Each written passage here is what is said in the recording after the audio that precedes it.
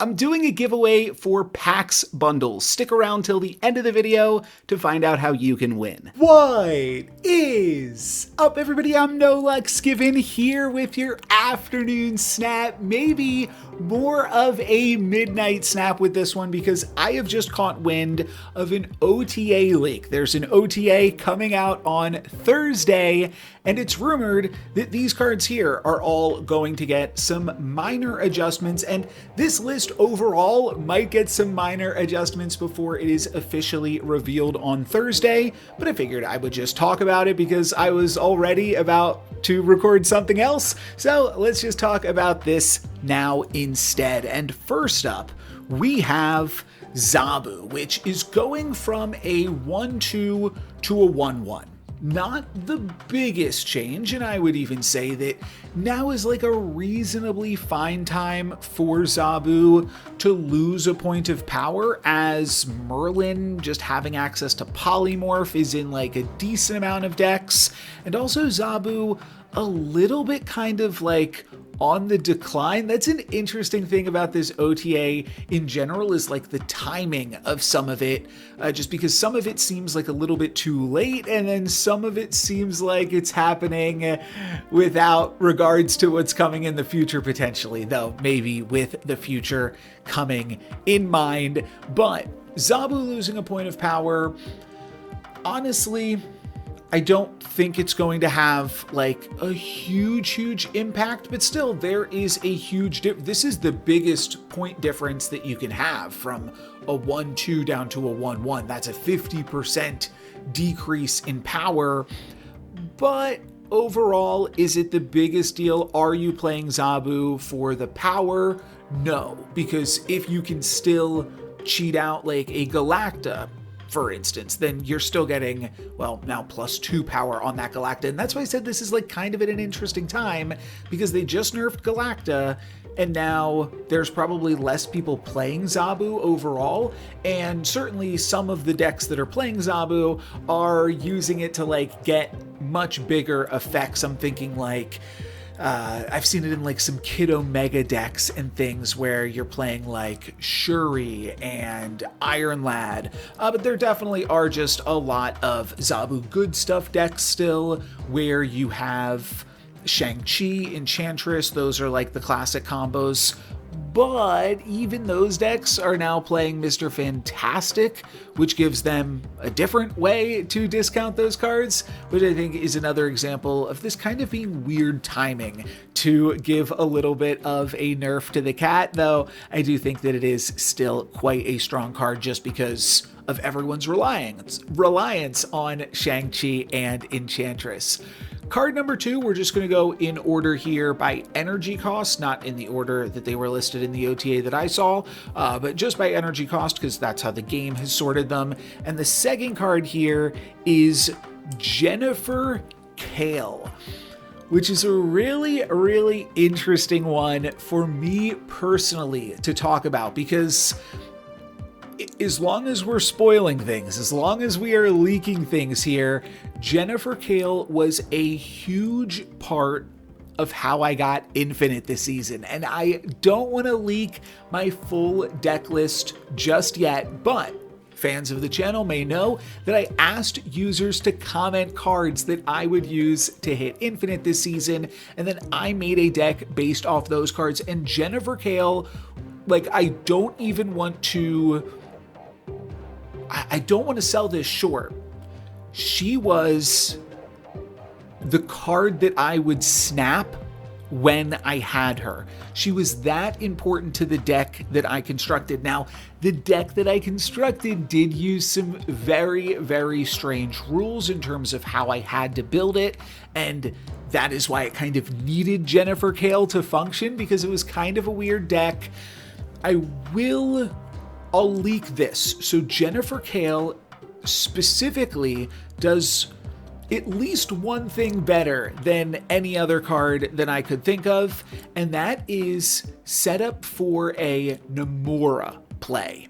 And the reason for that is there's other ramp in the game, and I should say this is aside from Mr. Fantastic, which This actually kind of goes the other way. I think that this is a great time to buff Jennifer Kale because Mr. Fantastic is just totally eating her lunch. Like, there's no reason for anybody to play Jennifer Kale even still. I played her because no one commented Mr. Fantastic, and nobody actually commented Jennifer Kale either. That was just a spicy card that I threw into the deck, and I thought it would be more fun to win with than Mr. Fantastic. But that's why Jen kind of needs a little bit of love, I feel like, here, because if you are trying to ramp out with your 2-cost card, there is Surge as an option, and there's Mr. Fantastic, and these are 2 of the best cards in the game. Or you could potentially play like a much worse option in the form of Jennifer Kale. So her getting a little bit more love, and I should say, I don't think I said this yet, she's getting an additional point of power. That's the only thing that is changing about Jenny here. Otherwise, she is still Jenny from the block and still has the activate. Next turn, you get +1 energy. But here's what I will say. I kind of talked over it a little bit. I think that she is specifically, maybe I did say this, she specifically has a niche at setting up for a Nomura. Any other ramp cards that you're going to play are going to be 3-cost ramp cards like Electro, Luna Snow, and what's the third one? The 3/4 that when you play a card here, I'm not going to get there. But Hope Summers. Those are the 3 cards. Importantly, Electro has like a really big drawback in that you can only play 1 card each turn for the rest of the game. So you wind up not really even getting to fully utilize all of the energy. Also, if you're playing a 3-cost ramp card, you don't get to play Wong as a setup card, whereas for, no, that also would be the case with Jennifer Kale. Okay, so strike that. I didn't mention that. But the other 2 cards that I mentioned, Hope Summers and Luna Snow, notably add a 2nd card to the location, which makes for a little bit of awkwardness around Nomura. Now, I don't think that they are specifically buffing this, trying to buff Nomura decks, which aren't really a thing other than when you're building a deck based off what people have commented. But I do think that Jennifer Kale can deserve a little bit of extra support just because they have these crazy new cards recently with Surge and Mr. Fantastic that are just much better in the 2-cost ramp slot. Next up, we've got another 2-cost card, another 2/2. Mirage is actually receiving 2 changes. It is also getting an additional power up to 3, and also Mirage can no longer copy skills, which I think is a long time coming. It will now only copy characters. And this is one of those changes that feels like a little bit late after a month of Merlin, and we're going to see one other change. I will skip ahead to it next. One other change is that Negasonic Teenage Warhead is not receiving any additional power. It just also is getting the text changed from enemy card to enemy character, meaning spells will not just completely brick Negasonic Teenage Warhead, which I think was just like totally unfair. Playing this card, I did actually play this card as well all season, and it was not very fun to just have your opponents have basically a free way to subvert a card that you are paying 3 energy for just with a Merlin, which is like already a good card and already has all of these other upsides.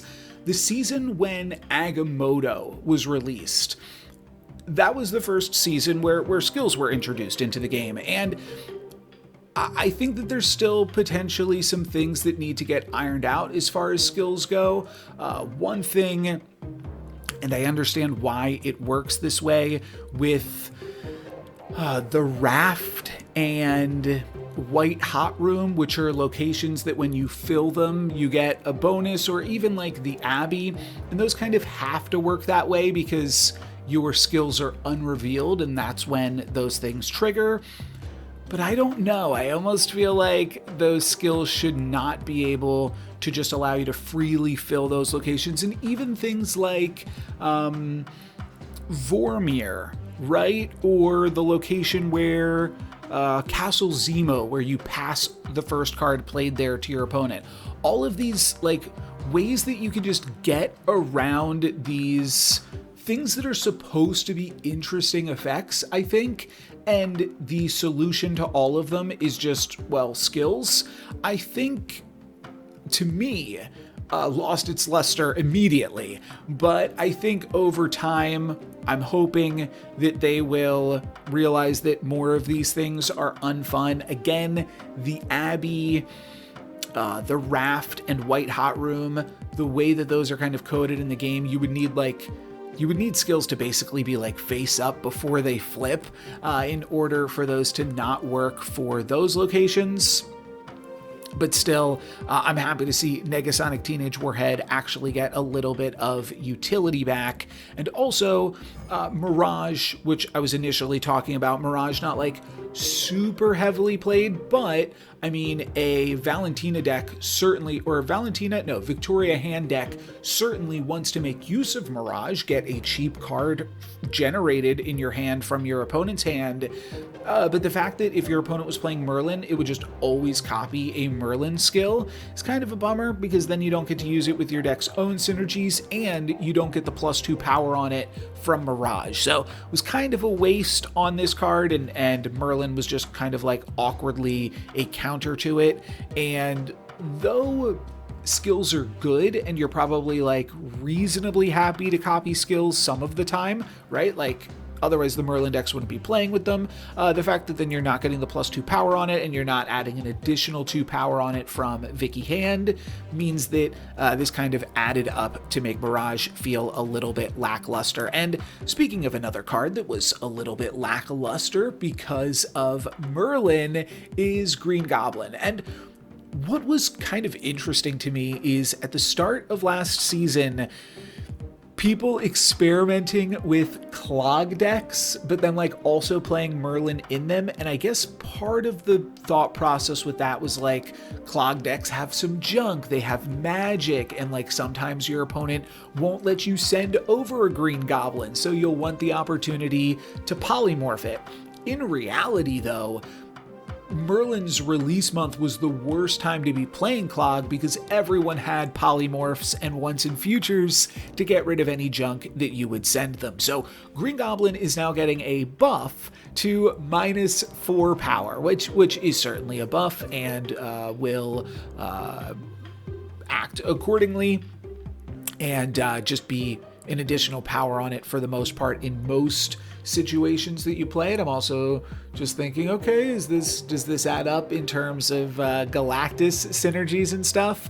I don't think it is. I just think that Green Goblin has been definitely on the downswing. Clog in general has been on the downswing, but people are still playing it. I don't think that they should have been, but this could certainly move the needle a little bit. The green needle there. And another small needle movement is Marvel Boy up to 2 power, and that's the only change on this card, but I think it's a sweet one. I was playing a decent amount of Marvel Boy at the end of last season because it could be used to pump up Clea, and it's also an end of turn effect. I don't think that that is a coincidence here. We're seeing 2 end of turn effects getting pumped up in this OTA, and Marvel Boy I think is a fun one to be able to combo with Clea.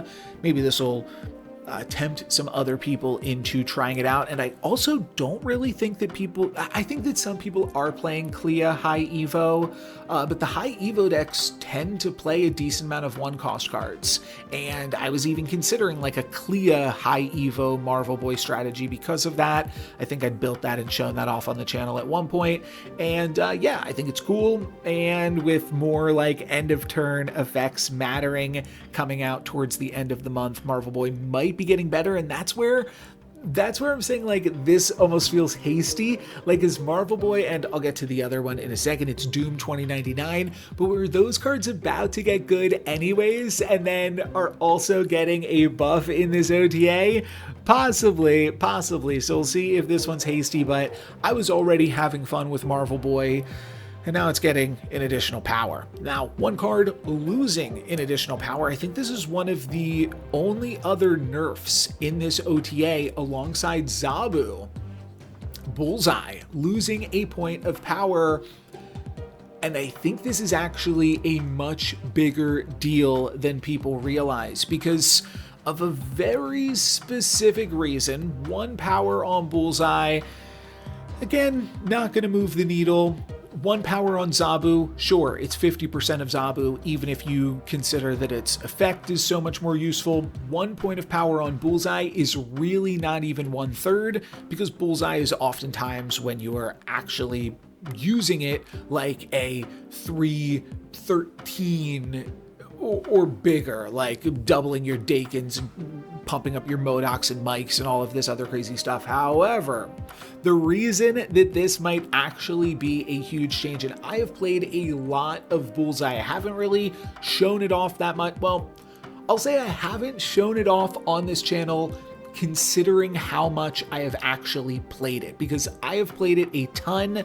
I've probably won 4 or 5 Infinity Conquests with Bullseye Dakin discard, and I will tell you that one of the key pieces I have found for playing this deck successfully is playing Bullseye in a way that it will not get shut down by Red Guardian, one of the few things that can actually interact with Bullseye. So, by Bullseye having less power, it's actually trickier to block your opponent's Red Guardians from hitting it. And just to show the extent of how much I play for that, I love when my Morbiuses, I might have said Modocs earlier, but I love when my Morbiuses, am I saying Morbius or Mobius? Yeah, Morbiuses, when those get taken out by Red Guardians. Similarly, I will always put Mike in the same location as Bullseye, or rather,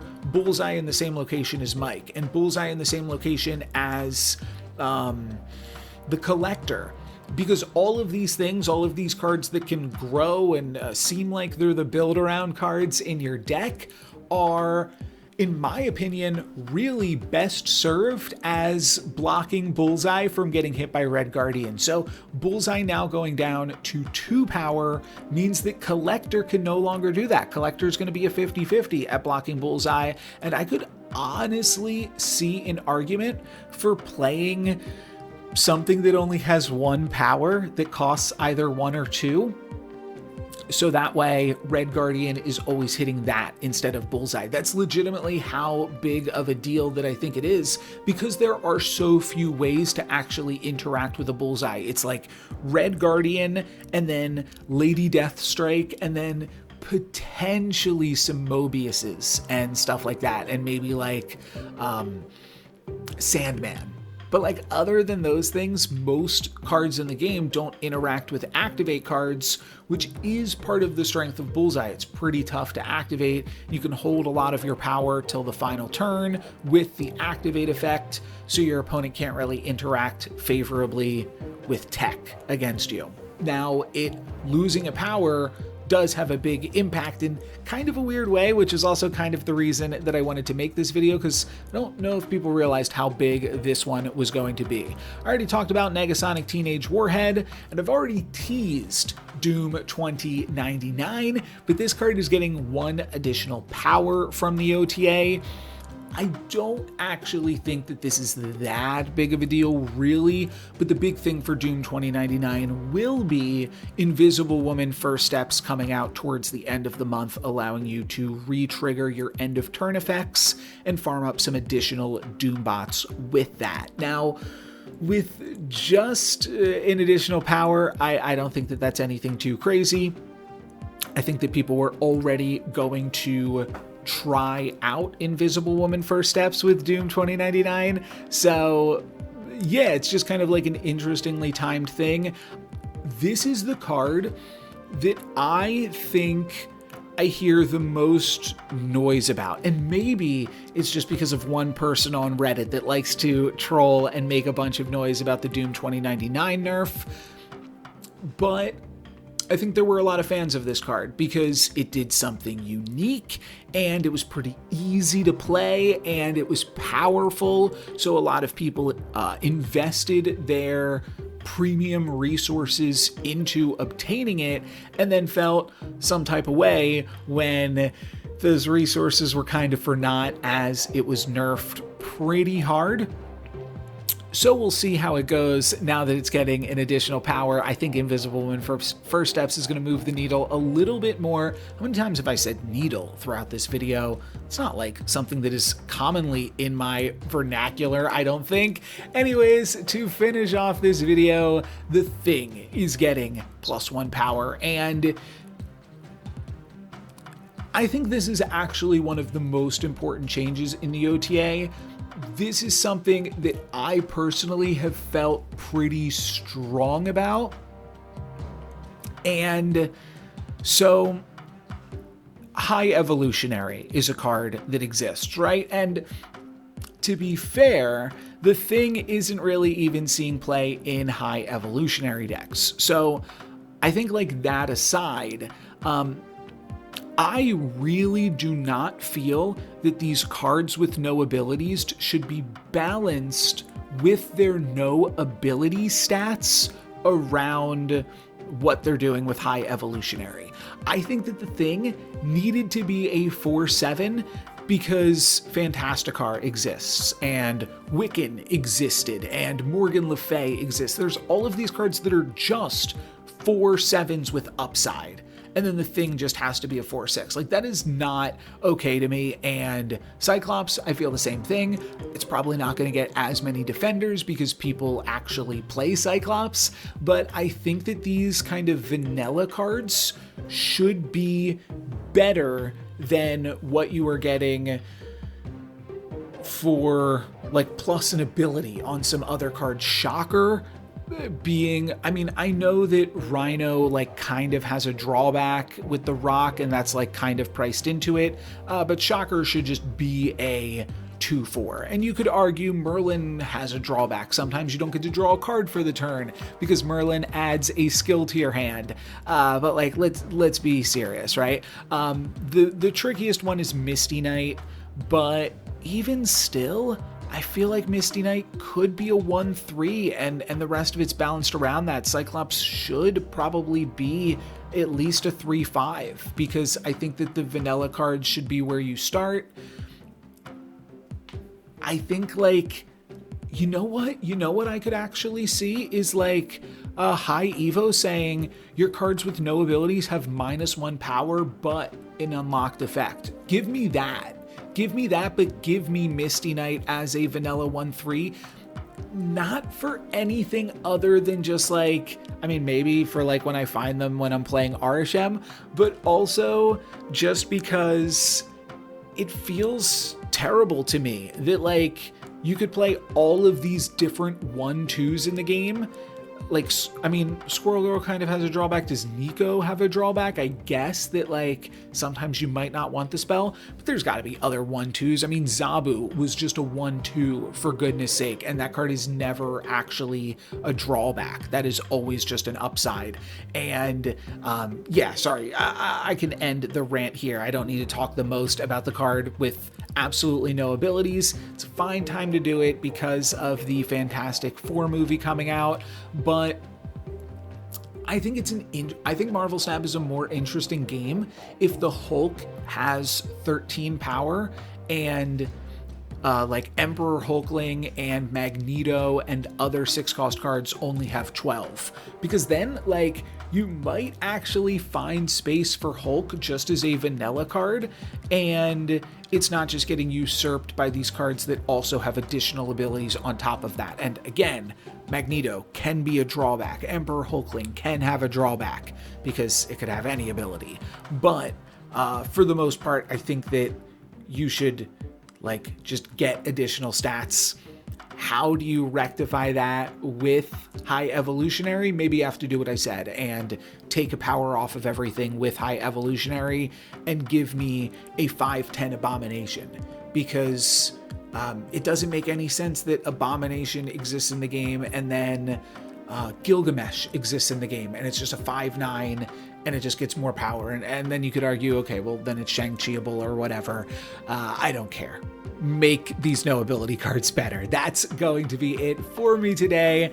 And yeah, here is some information on my giveaway. To enter into my giveaway, there are 3 things that you need to do. The first is subscribe to this YouTube channel. The second is leave a comment on any of my videos. This season, every comment will give you an additional entry into the giveaway. Limit 1 per video, but you can comment on all of the videos that I upload throughout this season. And the third thing that you have to do is join my Discord. And the reason that I need you to do that is so that way I can contact you if you win, because YouTube comments, you don't always get the notifications for things like that. So join my Discord, leave a comment on all of my videos, and subscribe for more Sweet Marvel Snap.